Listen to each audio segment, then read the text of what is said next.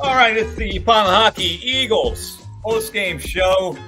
Mike Missinelli here with Seth Joyner and Mark Farzetta. It is time for Game Balls, and that's brought to us by the great people at Colony Pools. Check them out online at flywithcolony.com, where you can sign up right now for the Colony Pools Winter Watch program and get your custom green pool cover delivered in 2024. Not the best timing for Kelly Green Eagles, but hey, you never know what can happen in the playoffs, right? Game balls, fellas. Let's go to Seth. Seth, what game ball do you have? Game ball? I got no damn game ball for nobody, man. You're not going to give a game ball out.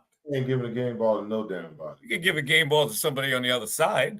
I'll give it to Kyler Murray. He cut their asses today, okay? How about that? He made plays where he needed to make plays. He hadn't looked that good since 2 years ago. And the Eagles defense made him look like Joe Montana today. Now, I know they had a great running game, but to my point, I've been saying all along, if you have a good running game, it makes life easier on your quarterback. And they proved that point today, something that the Eagles coaching staff and organization just doesn't seem to get. You got this little quarterback in the pocket who sat back there and just carved you up today, for 3 touchdown passes. 3 now. 3 with some wide receivers that, if I put $1 million up, you couldn't name either one of them. You couldn't tell me their first name, their last name, what college they went to, or what high school they went to. With a bunch of no-name receivers, he came in here and carved this damn offense up, this defense up. Give it to Kyler Murray if you got to give it to somebody. All right, that's fair enough. Seth, you look like an elementary school kid who got put in the corner. What's I am sitting in the corner. I'm sitting in the corner of my office. My desk sits caddy corner, so this is the corner right here. All right, you put some artwork back there, Seth. Put Picasso on one side and Monet on the other. I ain't putting nothing up, man. I'm ready to take my ass back to Arizona. Y'all can have this. Farsi, who's your game ball go to today, Fox? Seth with a huge curveball there, Mike. All right. I'm about to hate myself because if this guy's getting the game ball, this means it's the worst possible flipping outcome this game could have had. Jonathan Gannon.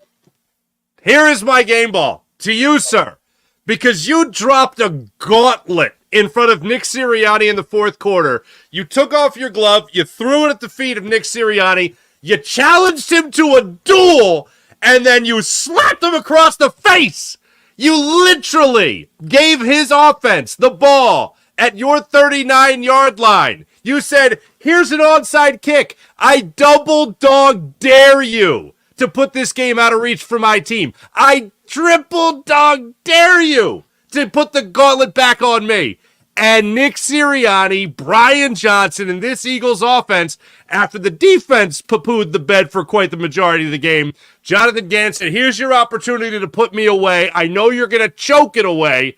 And that's exactly what the Eagles did in one of the most atrocious series I have seen from them this year. They get knocked back from a 1st and 10 to a 1st and 20 with a holding. They burn a timeout and then run that dreaded screen to Kenny Gainwell, in which now Devontae Smith has some sort of lower body injury, foot, whatever the case may be, in a walking boot after the game. Jonathan Gannon put it right in front of you and said, go ahead and I double dog dare you to put me away, and you choked. So to Jonathan Gannon, to the victor, go the game ball. Congratulations, winning back the link. Yeah, it might be. A defensive guy that gave up a lot of points. Let me ask you a question before you give your game ball, Mikey. Mm-hmm. Okay. You got Julio Jones. You got 3 tight ends. And you got Olamide Zaccheaus and A.J. Brown. Can you guys explain to me why the hell they always got Devontae Smith, who weighs 150 pounds, soaking wet, out there blocking on these damn bubble screens? When you got A.J. Brown, A.J. Brown's 220 pounds. This is what I'm talking about when 220 pounds. Sirianni. Why the hell do they keep putting that kid in that position? I agree. What would make Nick Sirianni do that? He's the head coach. It's a stupid play that we still talk about every week. What's the point of that? except to get that kid hurt. So, yeah, I agree with you. As far as the I'll give you credit, Jonathan Gannon did. I thought it was just a dumbass call for the onside kick because they were playing him straight up. I don't think he needed a desperate move, and that's where the Eagles should have put him away, and they didn't. So, but I get it. You give him points for guts. But listen, James Conner, this dude has been in the league for a really long time. He's been back. He's got a lot of miles on the tank, right? And he had 128 yards today, just plowing into people. And this is a guy that's overcome cancer. He's hung in the league. He's persevered. He had a one-handed touchdown snag. So Connor gets my my game ball. That was an admirable performance. As much as we're going to lament the Eagles for what they did today, James Conner earned that. So he's going to get my game ball. No, definitely deserve it. Definitely deserve it. Absolutely. All right, let's look ahead before we wrap this puppy up. Do we have to? Yeah, listen, I thought sure they're going to win the last 2 games. Now this kind of blows the gig, and it looks more likely they're going to get the 5th seed. So next week, the result might not even matter. But, I mean, is it possible that this team is so broken now that they could possibly lose the final game of the year to that team on the road? Yes. The Eagles are not at all a good football team right now. I mean, I'm sorry. I apologize for even using right now. The Eagles are not a good football team. They're not what are they, a well-coached football team? Do they have an amazing amount of personnel? They're going to pull out Zach Cunningham, Lawrence Taylor. Like, are they all of a sudden going to fix all their mistakes? I get that the Giants aren't a good football team, but the Giants were also not a good football team when they almost came back to beat the Eagles the way the Cardinals were able to do that today. So what am I supposed to pull faith and hope from that all of a sudden the Eagles are going to figure this out and look like a team that was well deserving of being 10-1? Are they going to look like a team that's going to all of a sudden get a double-digit victory, which, by the way, would be their first double-digit victory since week 7 against the Dolphins? Like, think about that for a second. This team with that offense, with the weapons they have, they can't even put teams away. They couldn't do it to the Giants. They obviously couldn't do it here to the Cardinals. The Eagles are a team that's limping into the playoffs. They are an injured doe hobbling through the forest, just waiting for something to just bite their head off and put them out of their misery. So I have no confidence they're going to beat the Giants all of a sudden. I have no confidence they're going to win a playoff game, even if it somehow magically is still at home. This team is a lost, broken, faithless choke artist of a football team right now. I have zero confidence in this team, even going into week 18 against the Giants. Seth. Seth. Hey, listen, man. Seth mine's back in Arizona, man. He's finished. Seth, that third green breaks to the right. All right, sorry. I'm trying to figure out what the line is for the game next week. I think the Giants might be favored next week. No, they're not. They're not going to be favored. Listen, man. I'll check the line. Go ahead. Give me your feeling on it. I'm telling you right now, Tyrod Taylor almost brought that team back from the abyss last week and won that football game. The same way that Kyler Murray brought this team in here with a running back and James Conner, you got to be out of your mind if you don't think that the Giants don't believe that they can win that football game next week at home. In their -6.5. Sorry, 6.5. Eagles favored 6.5. That line will fall like a rock thrown into the Schuylkill, okay? By the time you get to this time next Sunday, yeah, I'm telling you. So it'll also disintegrate by the time it gets to the bottom? Yeah, I think it gets to the bottom. The Schuylkill's I think I'm gonna tease it. I think it goes straight through. I think I'm gonna put 1,000 on the Giants and tease it up to 12. How about that? Take the Giants. They certainly ain't losing by more than 12. Okay, even if they do lose. But I'm telling you right now, if Saquon Barkley is healthy, they're going to run the ball at the Eagles. He had some success in the second half last week.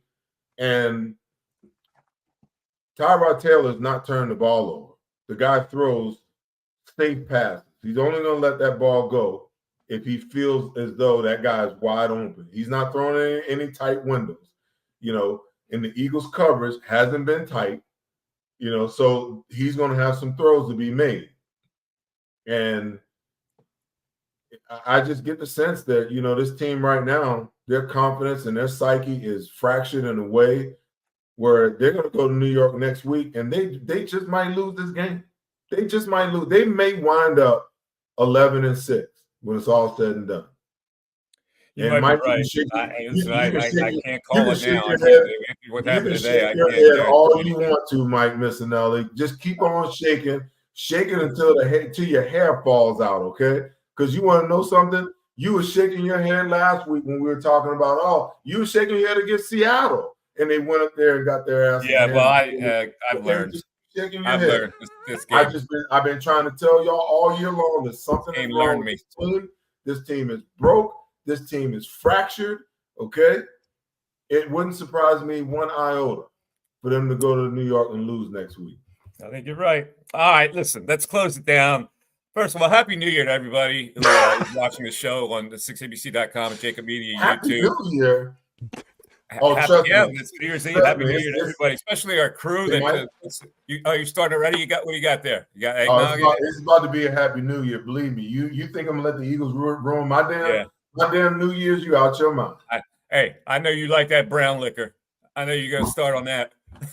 In any event, the crew at JAKIB Media, thanks for putting on the show. Everybody working on New Year's Eve. Happy New Year to Seth. Happy New Year to Mark Farzetta. Happy New Year to Bill Colarudo, to Kayla Santiago, and everybody here with JAKIB Media. So here's to a better 2024. Happy New Year, everybody. This is the Pine Hockey Eagles post-game show. We got at least 2 more to play here. So we'll see you next week. Bye-bye, everybody.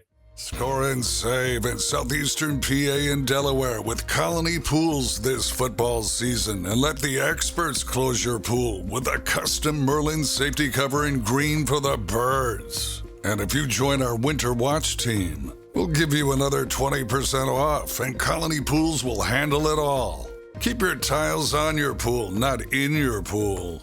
Fly with Colony right now, birds fans. Visit flywithcolony.com.